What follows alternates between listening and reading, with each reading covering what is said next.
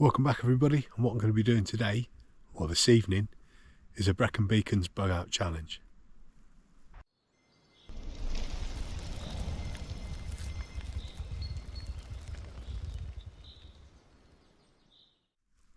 Okay then, it's 1 o'clock in the morning, it's pretty chilly, it's about 0 degrees centigrade, and what I'm going to be doing is 2 nights and a couple of days out using just my bug out bag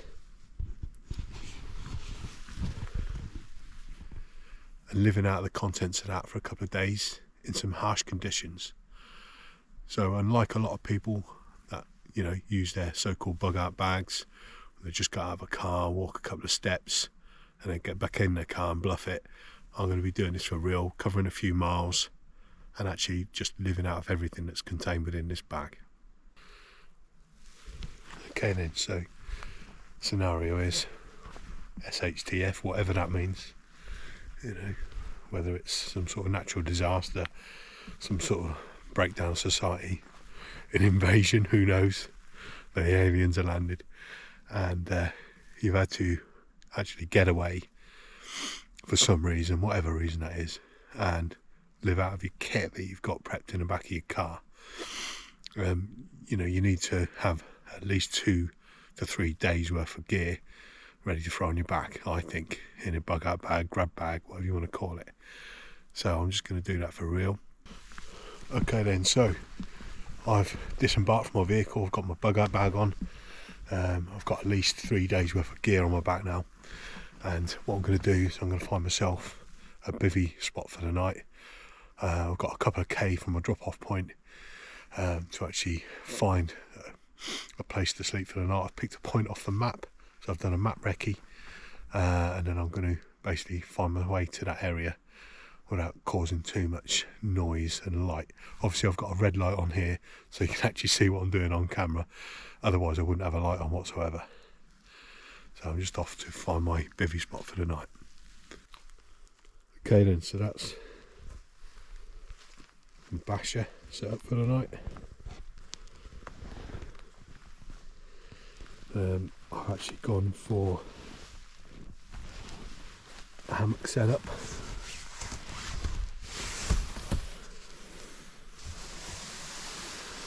The reason being is I'm going to be operating on hilly ground, and there's not much flat areas to set up a sleeping area. So the beauty of having a hammock is as long as you've got trees, you can set up a hammock pretty much anywhere. So that's me set up for the night. What I'm going to do next is I'm going to get a brew on, because it is pretty chilly. So it's about 0 degrees, so I'm going to get a brew on before I go to bed tonight. Make sure I warm my core body temperature up before I get into my hammock.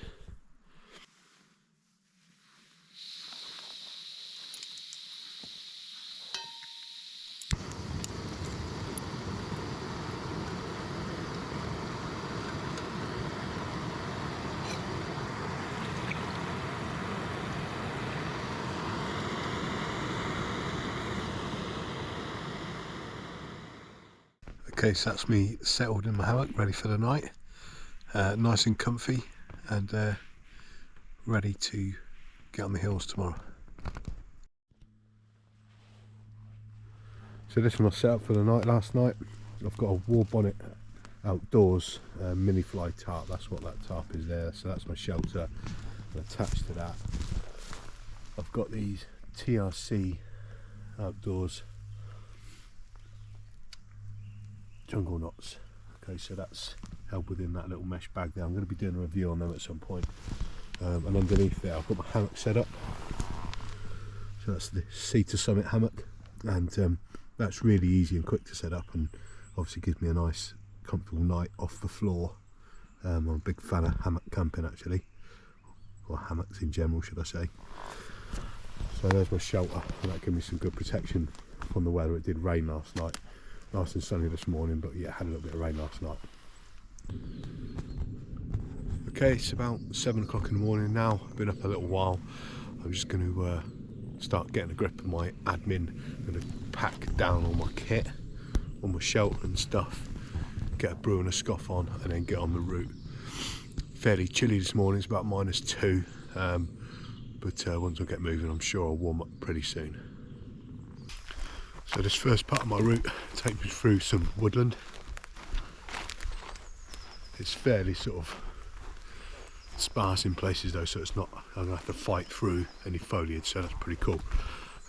Next part will be up some open ground, and I'll be climbing up quite a high steep feature, so that'll be a little treat.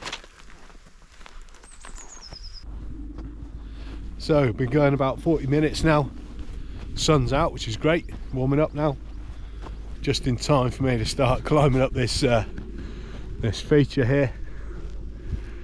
It's a bit of a beast, and yeah, this 35 pound on my back is not too bad. Yeah, it's nice and comfortable pack this. So yeah, just going to go and treat myself up that hill.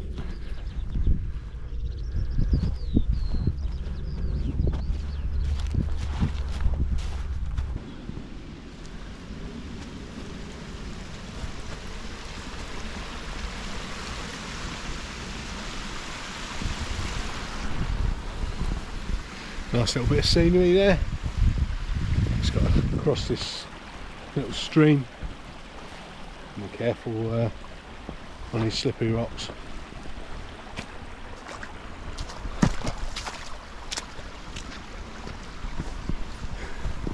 Nearly.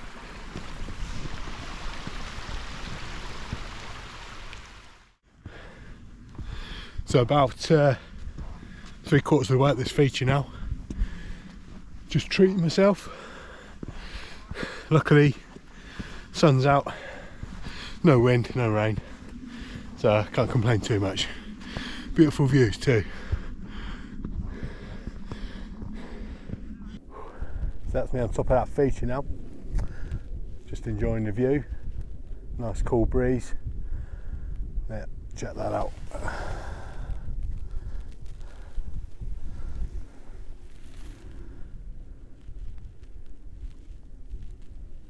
So this is the more quiet side of the Brecon Beacons, not like on Penny Fan where it's queued up with people carrying their shopping bags and wearing their white trainers and generally, you know, getting ready to create a problem for mountain rescue, which is an important thing, you know. Even if you're just walking up one feature, wear the right clothes, the right footwear, you know, and bring the right things with you, waterproofs, water, a little bit of food. But yeah, it's all part of staying prepared really, eh?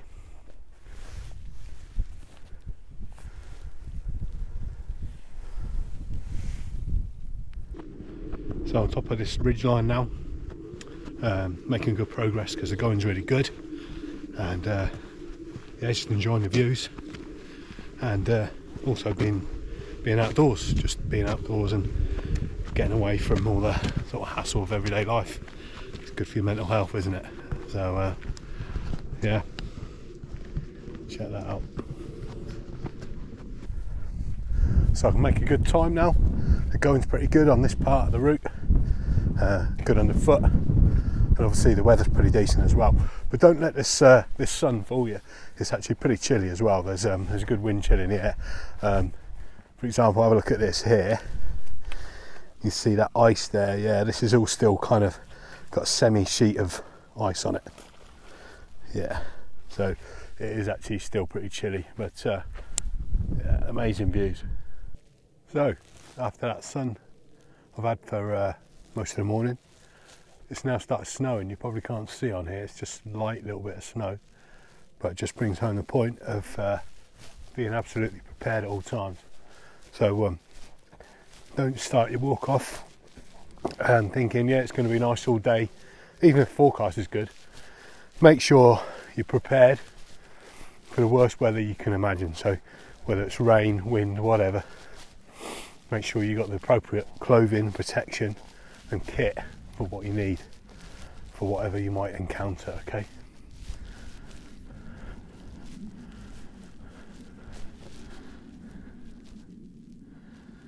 So that's Penny Fan over there.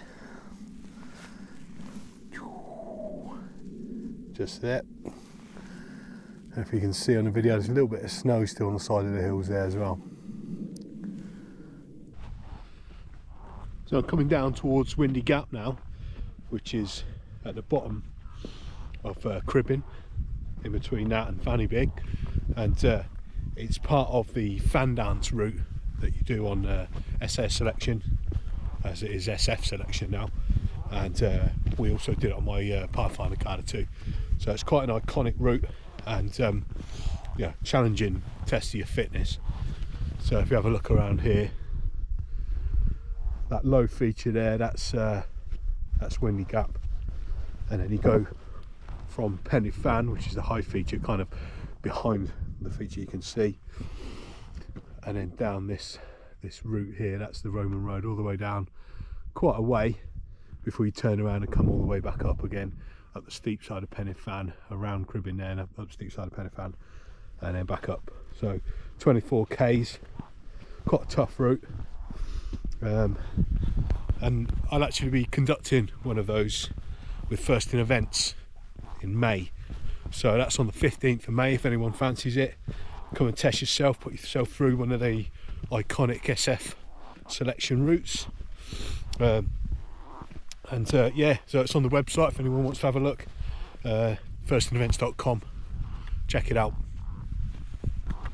So I'm making my way down the Roman road now, and the going's not too bad at all, because it is, you know, a fairly semi-decent track actually. You just got to watch your toes so you don't trip on anything. Just the word on kit. So I'm carrying here about 35 pounds in my bug-out bag. This is my winter bug-out bag. I was going to change it 1st of April, but because of the weather we've been having, literally snow, hail, all sorts of stuff, drop in temperature, I kind of delayed that up until it does actually steady out a little bit on the weather. So it's always a balance between being comfortable and not carrying too much kit, isn't it? So if you make yourself super comfortable, loads of food, loads and loads of water, make a big sleeping bag, loads of warm kit, you know, you're going to be carrying a lot of weight. That weight's going to add up really quickly. However, you don't want to be putting yourself at risk, or even, you know, being freezing bloody cold, just being cold and not being able to sleep. So the only way you're going to work that out is through experience. So doing stuff like what I'm doing here this weekend, get yourself out there, pushing yourself a little bit, even in, you know, it doesn't matter what the weather's doing. I was coming regardless of what the weather was doing this weekend. It's meant to be -2 tonight, and I was sleeping out in it. So yeah, again, all part of being prepared. Make sure you're practiced, your kit's used, because the only way you're going to work out whether it's fit for purpose is by using it actually in the wilderness.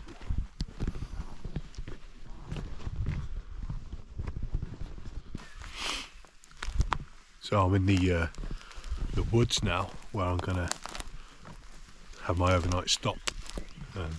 Basically I'm just having a look around now for a location, and what I'm going to do tonight is do more of a sort of a covert location, so it's not as obvious.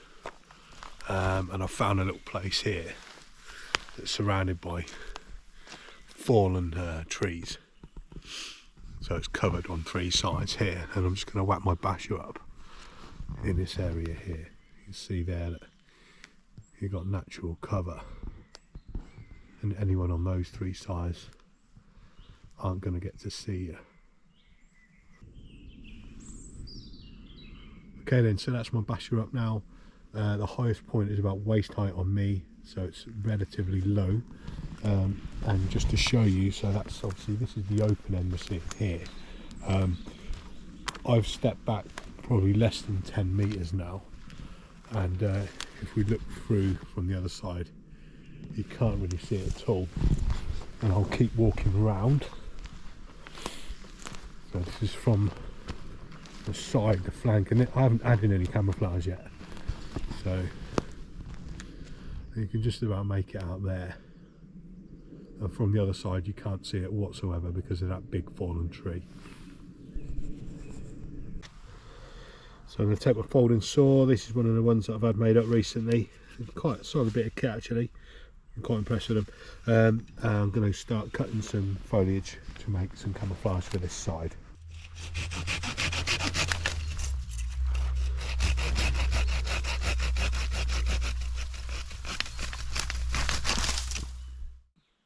So that's the Basha now camouflaged. That was about 10 minutes work there. All I've done is I've cut a load of branches, light branches, and either planted them in next to the Basha. Okay, so that's me inside the Basha now. There's actually plenty of room inside here to sort my admin out, get a brew on, get my melon down, all that good stuff. And the view out of here is actually pretty good. So that's what it looks like looking out. So it's actually a perfect view. You know, if I needed to keep a watch out for anybody approaching, and even over to this side, around to my left, actually got a perfect view looking out there, and that's really well camouflaged from that natural deadfall and stuff. This isn't me being paranoid or anything. This is me just demoing, you know, a different type of shelter. So this is more of a covert, low profile one. So if you were in some sort of non-permissive environment where you had to keep a bit more of a low profile, this is what I would be doing, as opposed to stringing a hammock up and making a big, you know, big shape that's obvious to everyone around them. So I'm going to get on my admin now and get a brew on and get ready to settle in for the night. If anyone is interested in this sort of thing, hostile environment survival, I'm going to be instructing on a course at the end of August with Greenman survival, so check that out. I think it's the 22nd or 28th of August, and I put a announcement on my Instagram yesterday about that, so that's pretty exciting. Anyone's interested in that sort of thing, it's not your usual survival course, it's also taking into consideration non-permissive environments, okay, so hostile environments. So yeah, check it out, and yeah, see you again shortly. Morning campers, so morning of the third day. Had a decent night's sleep last night. It was pretty chilly in there, but because I've got a half decent sleeping bag with me and I had a decent shelter set up, then I managed to get a good night's sleep. So what I've done is I've cleared the area, then I've pushed all the branches and all that all round to one side, so it doesn't look like you know, there's no sign other than just carnage of people being here. You know, there's cut down stuff everywhere, you know. Yeah, packed everything away. There's my kit ready to go, and I've done a sweep of the area as well to make sure there's no bits of rubbish been left anywhere, so I'm good to go. Okay then, so that's me end of exercise. Just short my vehicle now, just done the last couple of Ks back to my vehicle, so that's me finished. So what have I achieved on this then? So yeah, I've been out for a bimble in the hills, yeah, I've camped out for a couple of nights, but I've done it using my bug out bag, grab bag, whatever you want to call it, and I think a lot of people out there that are putting these videos together on YouTube with their bags of gadgets, knives, guns, ammo, but no warm kit, wet kit, decent shelter, that sort of thing. I think some of you guys, if you've done what I've just done there, you probably come a cropper, okay? So it needs to be realistic, you need to test it. So you're going to test yourself, you're going to test your kit, I was carrying it over sort of, you know, quite arduous terrain as well, Brecon Beacons. The weather, even though it stayed dry, was actually really pretty cold. It was -2 last night, and yet I managed to get a good night's sleep. So what I'm saying is, get out there, test your kit, test yourself, and make sure that you know everything that you're carrying is good to go, and you're capable of carrying that kit too. This weighed 35 pounds. I had no problems carrying it for the 20 odd Ks that I carried it for. Kit wise then, I didn't have any major fails whatsoever with this kit, and that comes from two things: experience and actually the fact that I do use it quite often. So if you've just packed your kit and it's all theory, this should do this, should do that, actually you need to practice it, practice using your kit. Otherwise those little problems that do come out, you'll never find out until it's too late. Okay, so practice using the kit, and above all, stay prepared. Cheers, guys.